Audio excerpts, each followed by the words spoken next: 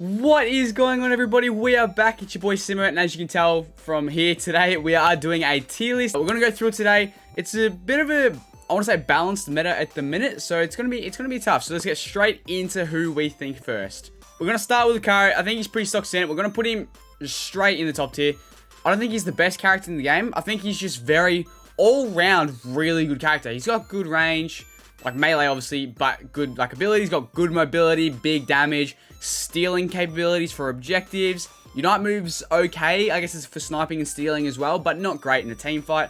But that's probably his one weakness. He's got a great passive ability as Steadfast. His basic attack knocks up on its third one, and extreme speed heals and can repeat. Extreme speed is just great in team fights. Power punch is obviously better one-on-one, I think, depending on how good you are with extreme speed, but I do think extreme speed is better, but just harder to use. So he definitely earns his top tier spot. I don't think he's number one in the game or anything at the minute, but I do think he's definitely right up the top.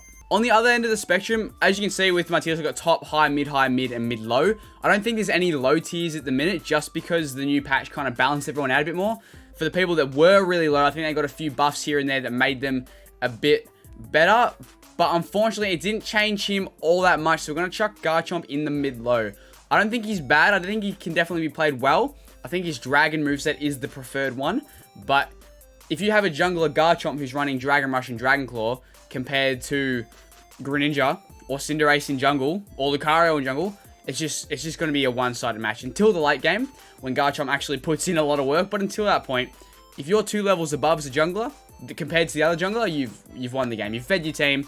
You've done better. You've locked them down. They're not getting kills. They're not stealing objectives. In comparison, I don't think he stands out as well compared to the other junglers that are here. Speaking of junglers, it's a tough call. I haven't decided if I want to put him in mid-low or mid, but I think we'll start with mid, and that's Talonflame. Talonflame is a decent jungler, good mobility, big damage, very good ganking capabilities, but other than that, not too much. Like, you either got to use one of your 2 mobility moves to get in the fight, and then your other 2 moves are like attack moves, so then you can't get out of the fight. So either you got to commit and stay until one of you like get KO'd or whatever and win, or you just die and you can't escape. But the damage that Talonflame does from that gank with Brave Bird or Fly just is a massive output, takes out carries half health. If you see a Brave Bird Talonflame on a Greninja, half of his health is gone. And in a 2-on-1 in a gank or a 3-on-2, that's taking out their carry or their jungler. It's just a really good ganking Pokemon who just lacks, I guess, in it's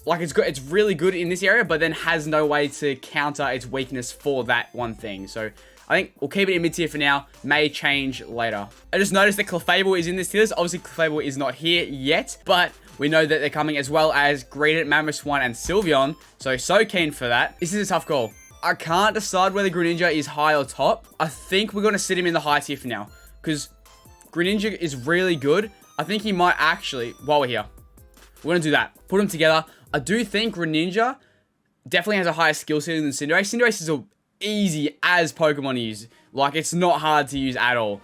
On the other end, I think Greninja is a lot more difficult. And when played at their best, I think Greninja can do more for the team, I guess. His Unite move is definitely his one weakness. Or not his one weakness, but one of his key weaknesses is definitely his Unite move, because he's so vulnerable in it. Like, you use your Unite move and you come off second best sometimes. It's lackluster. You have to have Buddy Barrier on him, otherwise you just die mid-Unite move. You get no invincibility on it. You get the speed boost. The hop away is handy, but that's about it. It does decent damage. It's slow on startup. Takes a while. People can dodge it. It's hard to time for objective steals, whereas Cinderace can hit anybody from anywhere and just attracts. It kills. It's free. Whereas Greninja is a lot harder to use, but in that, because Cinderace got those attack nerfs, and I think Blaze Kick as well. Pyro Ball obviously got buffed, but that does a lot more. If you haven't seen, Pyro Ball actually is a very viable move on Cinderace at the minute. But I do think when played at the top play for Greninja and Cinderace, I think Greninja is just better because of the impact that he has on team fights. Because if he surfs through a team in a team fight, he can hit multiple people, heal from multiple people, get kills, execute, then uses it again. Whereas Cinderace jumps in with Blaze Kick or Pyro Ball, hits a few people, does a lot of damage with his basic attack, a few crits here and there, maybe a Unite move, but he's not in the fight. That's why Lucario has the same thing as Greninja, I guess, where they jump into the fight, do big damage, quick melee, and because Greninja's basic attack is increased when it's melee, it's a lot stronger. Using Surf or Smoke Screen or Double Team to get in the fight, big melee damage, Surf, it's just I think it's a lot more rewarding than Cinderace is. So we're going to put them both in high tier. I don't think Greninja makes top tier, but they both do definitely deserve high tier spot, especially because they're probably the two best junglers in the game. So they definitely have earned their high tier spot. Someone else I think is actually rising through the ranks a little bit, since the patch a little bit, and I don't know, I was never thinking that they would be crazy good, because they were probably originally down here with Garchomp, but I think Venusaur has snuck into mid-high or mid. I'm putting them at bottom of mid-high for now. It might be top of mid, but it's a tough one, because they definitely don't come close to these two, but I do think it's better to have a Venusaur than a Talonflame. We'll leave it here for now, but because Solar Beam is just such a strong move, it does half health to carries. That's it. That's enough said. If you can do half health to a carry or a jungler like Cinderace or Greninja in one hit, you win that fight. Like, yeah, if you're full health and you hit them further away because it's got massive range, if you hit them with a Solar Beam as they're coming towards you, they're already at half health. You can Sludge Bomb, you can basic attack. You're most likely going to win that fight, especially in a team fight where you can hit 3 people with a Solar Beam. And on the other end of the spectrum, Petal Blizzard is a good move, I guess, for team fights, for crowd control. You get the speed boost, hits everybody around you, more of a bruiser attacker build, I guess, for Venusaur. But I do think Solar Beam is the better of the two for also just stealing objectives. But definitely is a increasing in popularity and skill Pokemon. It's hard to choose. Giga Drain obviously for the longevity, but Sludge Bomb is just big damage. The special defense drop and then the DOT is also fantastic. The Unite move is very lackluster as well, similar to Greninja's. It doesn't really do what you think it should. It kind of hits everyone and then splats out, but if you get hit by one, you're not getting hit by the rest. So it's lackluster in damage. It can be helpful in team fights, but it's not going to win the team fight per se. Like, it's not it's not like a Garchomp Unite or a Snorlax or a Wigglytuff or something that changes the team fight dramatically. It does an okay job, but definitely stands out mostly because of his high special attack from Solar Beam and the DOT from Sludge Bomb, a little bit of longevity from Giga Drain, and the speed and the attack that he gets from Petal Dance as well. One that we all know it's here. We're going to put Wigglytuff straight up in the top. I think it is better than Lucario at the minute. It's hard. I think a better, like a fed Lucario who's very skilled can do wonders for the game. Wigglytuff's a lot easier to play, and I guess if you have Wigglytuff on you, if I'm ever in a match, if I'm having a support, I want Wigglytuff. I love having Blissey sometimes. Blissey's really handy, especially if I'm playing like a carry in lane or something. But if I'm playing Lucario in bot lane, I want Wigglytuff there with me. That's it. That's what you want. You want Wigglytuff there. You want the Sing that is so strong. The Unite move is good. Obviously, it's bugged at the minute with the Dreadnought. The nerf on the Zapdos damage, it fixes that. Even Double Slap does big damage with stun. Cute Charm is an insane passive ability. I think it's definitely top 3 passive in the game. That Steadfast is probably up there.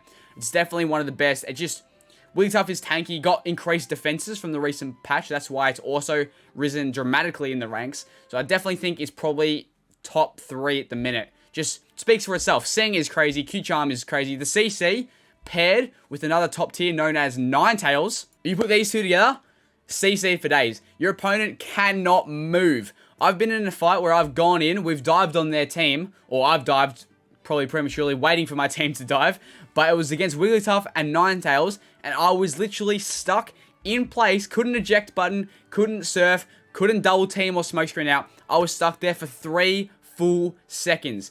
It doesn't sound like a long time, but when you're in the middle of a team fight, when basic attacks go off like that, and you're surfing, and you're doing damage all straight away, 3 seconds of doing absolutely nothing is a long time. The CC on those two is insane. Put them together, it's just really good. The reason why Ninetales also has earned the top spot is because the slow on the basics, Aurora Veil giving you all empowered basics and a barrier, just is really good ability. Dazzling Gleam with the stun and the damage. Obviously the ice build is okay. I do think the fairy moveset is superior, I guess.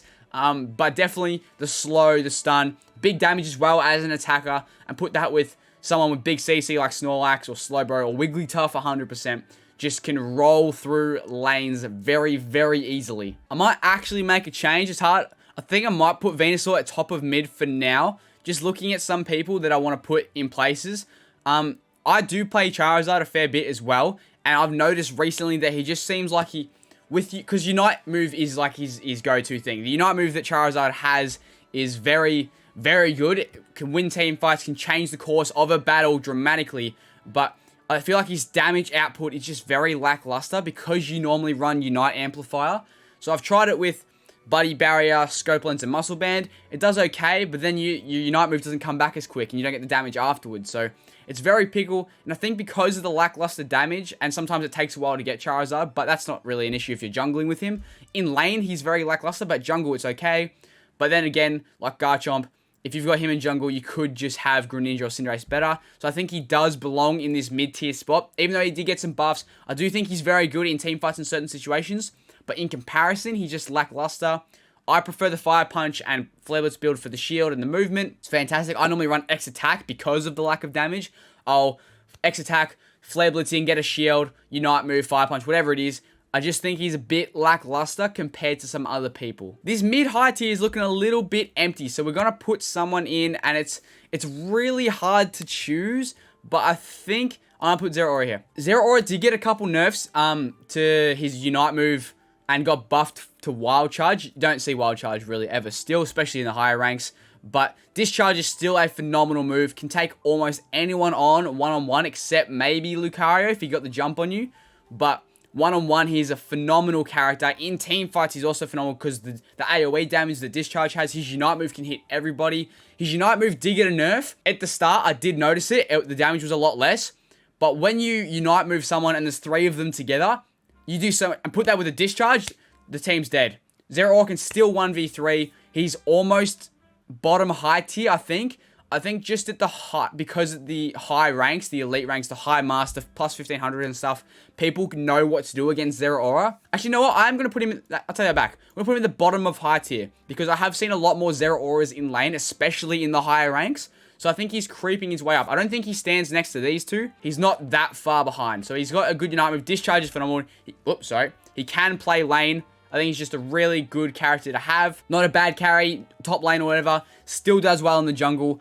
I think he gets outclassed in jungle early by these guys when they get to level 5. Because obviously Slash is okay. But until he gets Discharge, he's not that much of a threat.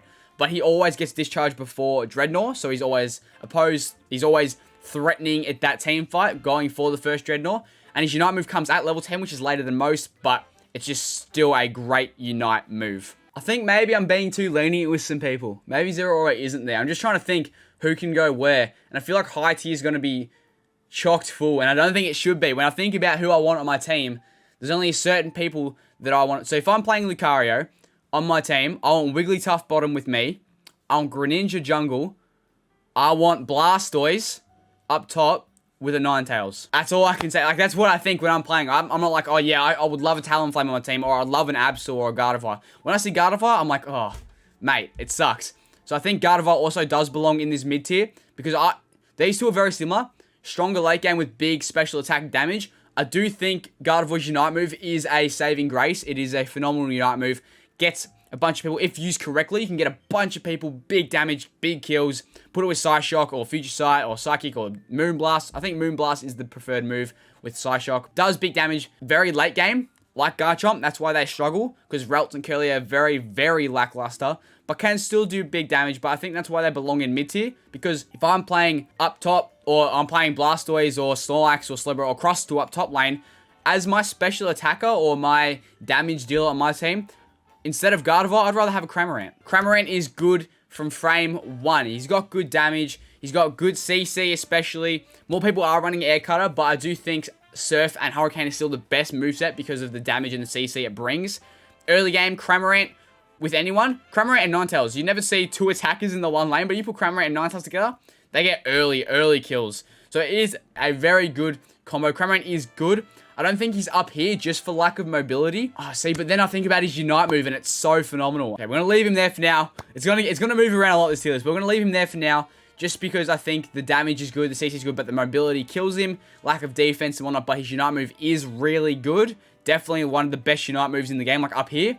But his mobility is like down here. Unless he's running Air Cutter, then his damage and CC is less. So it's a double-edged sword. I'll leave him there for now. People might be quite mad at this pick, but I'm actually going to put Eldegoss in the mid to high, top of mid-high tier, I think. Eldegoss isn't bad. I just think at the minute, compared to Wigglytuff and Blissey, I'll put Blissey there as well. At the minute, I think Eldegoss is just outshined. Because if Everyone used to say, play Eldegoss because there's no other support that heals. We now have Blissey. Obviously, the shields from Cotton Guard and the heals from that is way better than a Soft World. But I think in a one-on-one laning situation, Soft World is much better. Obviously, in a team fight, that could be really handy. But then in a team fight, you got a helping hand. If you give 4 teammates, which 2 of them are carries, or I guess two attackers, a jungler and a tank, all got increased attack speed and damage, that is much more beneficial in a team fight than everyone getting a small shield with a little bit of health if they don't lose that shield. So I think Blissey stands out more. I don't think Blissey competes with Wigglytuff quite yet, because Wigglytuff at the minute is actually broken, considering the Unite move things. I don't think Blissey chills here in front of Zeraora. Maybe here. It's tough. I'll leave it here for now. Leave it there. But I do think Eldegoss is not bad. I think Eldegoss is still very good. And if I get an Eldegoss on my team, I'm not going to complain. But the minute I'll prefer a Wigglytuff, who doesn't even have heals. And if I did, I would prefer Blissey just for the helping hand. A good Blissey can go a long way. If you put Blissey and Lucario on bot lane, I would rather that combo if I'm playing Lucario than having an Eldegoss with me. We're going to do the last support. I think Mr. Mime does have... We're not going to put him in a lane yet. Just leave him here for a sec. I think he does have insane damage. I think Barrier and Confusion is a great combo. Does big damage. Big CC, can help out, steal kills, stop objectives and whatnot. It's very, very good. But I just think, in comparison to what a support can do, he plays a very tank-like role. And there's people that do that better. What Mr. Mime can do, besides the damage part of it, what he does with Barrier or Guard Swap's okay, I guess, but when used properly, it's hard to use, but when used properly, it's good. But what he does is outshone by Slowbro and Snorlax. What his role is not a support role. Obviously, it is, but it's more tank-esque. And if I'm choosing a support, like I said, I'd rather have Wigglytuff, Blissey, or Eldegoss over this situation. So I think he's around here, bottom mid-tier, I think. Maybe mid-low. He's not bad, his damage is good. But in any situation, he's the last support that I want on my team. Not many people left, and because we are trying to keep this to a master rank-ish tier list, obviously I'm not a pro or anything, but I do think I am decent at this game. So my opinion, hopefully, is taken with a grain of salt, of course, but still with some, a little bit of credibility. But I think Gengar can maybe steal this, but I do think he belongs in the mid-tier. I think he belongs around here. It is, obviously, Hex and Shadow Ball, I think, is out the window now. It is not used. It should never be used, Hex and Shadow Ball. Dream Eater, sorry, not Hex and Sludge Bomb, sorry. Dream Eater, Shadow Ball is the moveset that you should always use. Shadow Ball has a 5-second cooldown naturally. When you hit Dream Eater, it goes to 2 or 3 or something, whatever it is. I don't play Gengar, but you don't see Gengar ever in the top tiers because as a jungler, you'd rather play someone who's better early game. You get Greninja and Cinderace at level 7. You get Gengar at level 9. That's why he's not played. That's why he's not as good. He's more late game as well, which does suck. But his damage output is still phenomenal. Dream Eater and Shadow Ball are harder to play. Dream Eater's hard to hit sometimes. But if played well, Gengar can just roll through teams. If a Gengar gets an early lead, gets fed, he will roll through a team. That's why he stands out. He's definitely not mid-low. He is definitely up here, possibly here, just because the damage and if played optimally. Because like with the same as Lucario, one moveset is easier and still good. The other moveset is a higher skill ceiling, but much more rewarding when played correctly. I think this is the same with Sludge Bomb. Hex being good, or maybe not now, it's kind of buggy, but still being good. But then if played Dream Eater and Shadow Ball correctly is a lot better. Longevity with the healing, the big damage, the stun. It's just a better move. Hex was better because the teleport and you're evasive and you can always reuse it. But now, because you hit a Shadow Ball, you hit a Dream Eater, you can use another Shadow Ball. That's already most of someone's health, except maybe a tank. But you're a jungler. You're not taking out a tank one-on-one. That's not your job.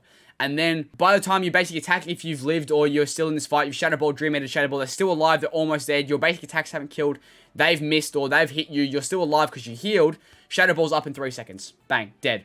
I do think, I'm going to leave him here in the bottom of mid-tier. He can be played well. In the high tiers, he is not played. I think I see these people more in the higher up tiers, but I think that's because people don't choose Gengar over these. Actually, no. Okay, we're going to put him here.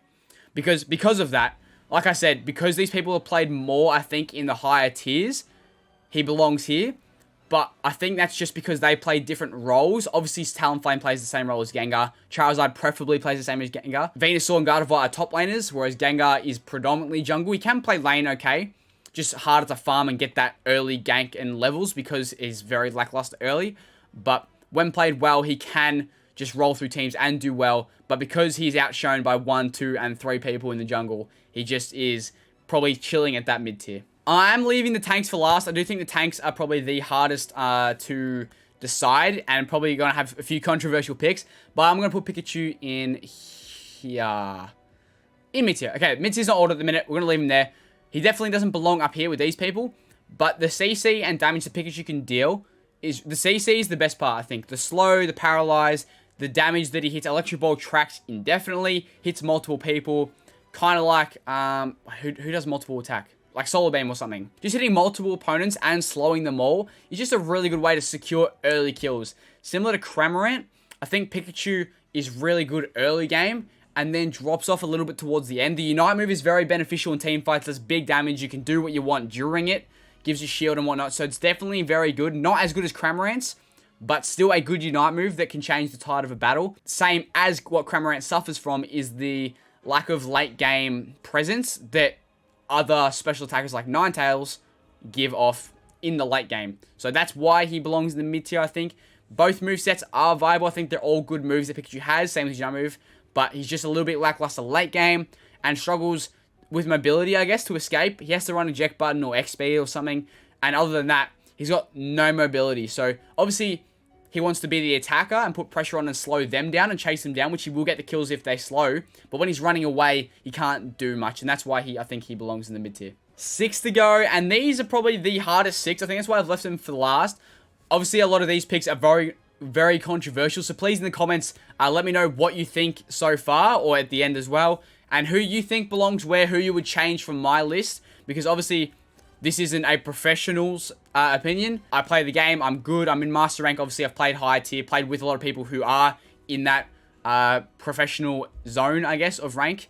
But I'm trying to accommodate for the high ranking people what I see, obviously, online, what I see from other people who can do things, who's got potential and whatnot, but who also just is always there. So I think this is going to be a controversial pick, but I honestly think, and he's only been out for 5-6 days at this point, I think Blastoise is top tier. I think Blastoise is top tier. We've already seen so much from him in just these 6 days. Both movesets are phenomenal. Rapid Spin is now running X speed. So already you are unstoppable. You got higher defenses. You hit everybody around you with a decent range. Like it's like more than Charizard's basic attack range. And then you can use Water Spout on top of it to attack and slow. And obviously the lackluster part of it was that it was the same speed as you walk, so you're never chasing someone down. But now that people are running X speed on it, you're not getting away from Blastoise. Blastoise is spinning rapidly, hence the name, faster, chasing you down, hitting you every time, slowing you down, hitting you with Water Spout again. His Unite move is phenomenal, hits everybody, shields, big damage. Hydro Pump and Surf are great CCs, picks people up, knockback. I played on my channel, I've got a Blastoise video where I played Special Attack with Surf and Hydro Pump.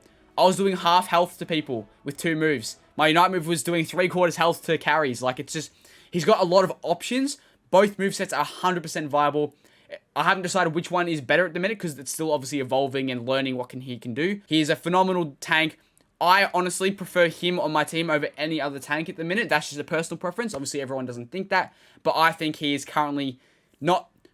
I think he's the best tank in the game, but it's not... Objectively, I think that's more of an opinion. Like, I want a Blastoise on my team. I think Blastoise is very beneficial, especially with my playstyle, who I want to be with. I want a Blastoise there to back me up, do big damage, steal kills.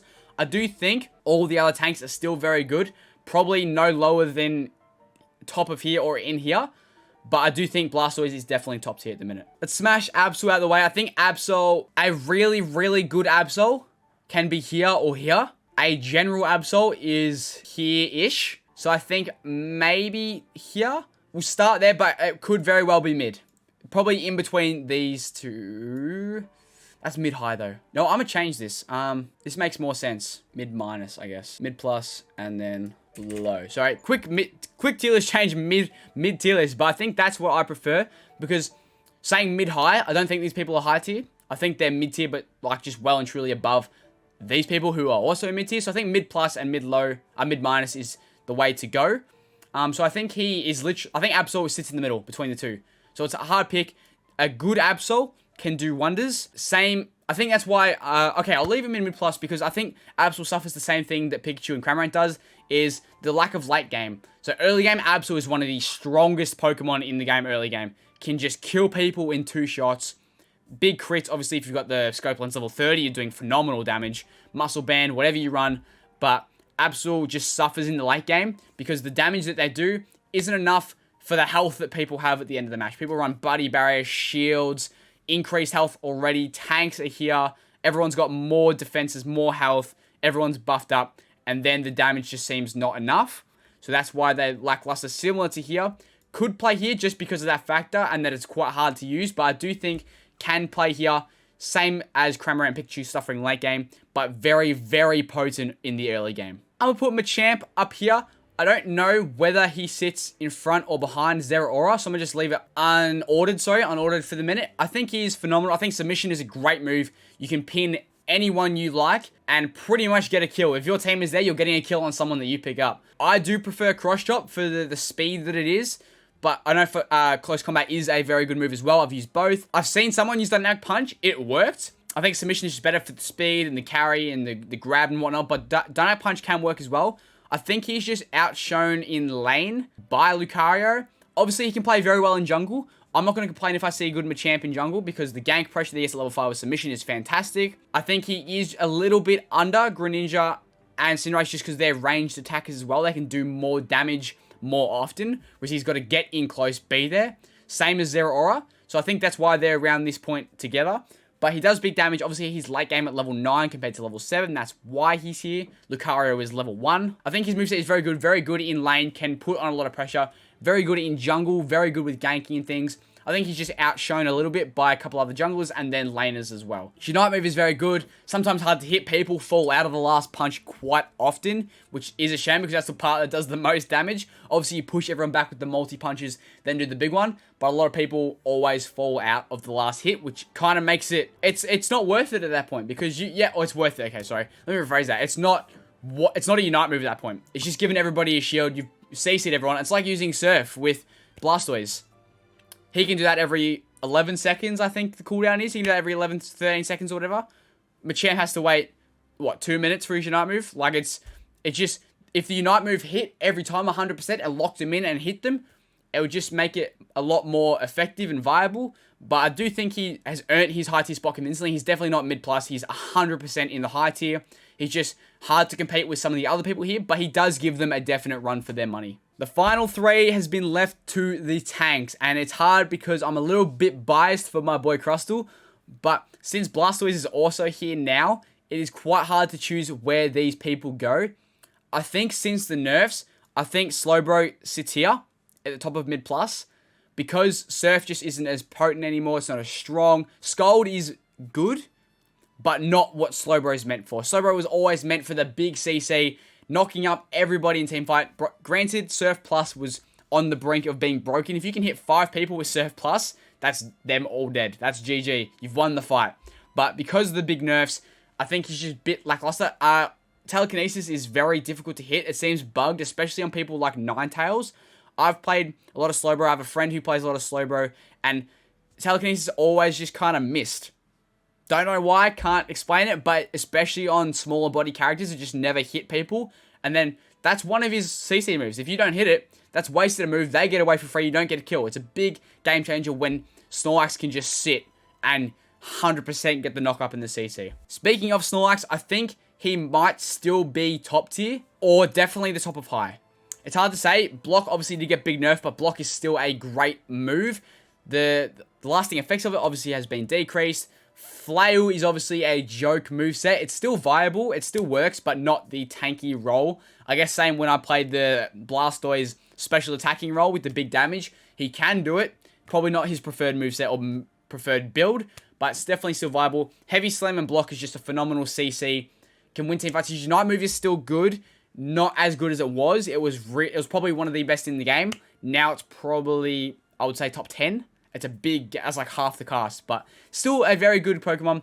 Big CC. I think he is here. Actually, I'm going to put him here because I think Crustle belongs here. Possibly here. It is tough to say. I think Crustle is better than Snorlax at the minute. That's a big call because the shields and the block that Snorlax gives is phenomenal. But I think because a lot of people are running people like Blastoise and Wigglytuff, it's less needed to have that amount of CC because other people are doing it for you, like Ninetales and Wigglytuff, or Machamp, or Cramorant, or someone's giving CC that it's not needed for Snorlax to be there anymore. Crustle can still CC heavily with X-Scissor or Rock Tomb. I know a lot of people don't run Rock Tomb, but Stealth Rocks at the minute is controlling the meta. Everyone is playing Stealth Rocks on Crustle. People have started playing Fluffy Tail Water Spout on Blastoise because it's the same as Crustle Stealth Rocks. It's phenomenal at stealing objectives. It's phenomenal in team fights. Putting it on people's towers lets you push aggressively. And if you're a tank 2-on-2, say it's you and Ninetales in the top lane versus Pikachu and Blastoise, early game you win that because you can Stealth Rock. If you run Rock Tomb, you can get behind them. They have to waste a flash. 75-second cooldown. They can't use it again. Not running Rock Tomb, running Stealth Rocks. Get the bees for free. X-Scissor them out of the way. You get all the bees. You get all the farm. Crustle is phenomenal once he gets to level 4. Stealth Rocks is a phenomenal move. Rock Tomb and X-Scissor are both viable. Or you can just be an aggressive roamer with Shell Smash. You can just get lots of dunks. Get all the points. Score shield. Dunk here. Dunk there. Run around. Be a roaming Crustle. Be there for the objectives with Shell Smash. Your Unite move is phenomenal at stealing Zapdos. That's why I think... Actually, I'm going to put him here. I'm going to do it. Oh, I don't know. I can't do it. Yep. His potential to steal Zapdos is through the roof. I think that's why. The only reason he's here, he might be above Blastoise. I think it's a personal preference. I like Blastoise at the minute. Obviously, he's new. But I think Crustle's potential to steal Zapdos is so much easier and so much more guaranteed than someone else that he just sits here because his Unite move is phenomenal. Hits everybody around. Big damage, big shield, so tanky, can't be stopped. Add that with the Stealth Rocks and a Fluffy Tail, you're killing Zapdos straight away. It's not happening. You get it. You win Zapdos, and winning Zapdos wins games. Hopefully you guys did enjoy this tier list. I'm not 100% sure anyway on what I think about it because very easily could go like this. Could put him there, put him there.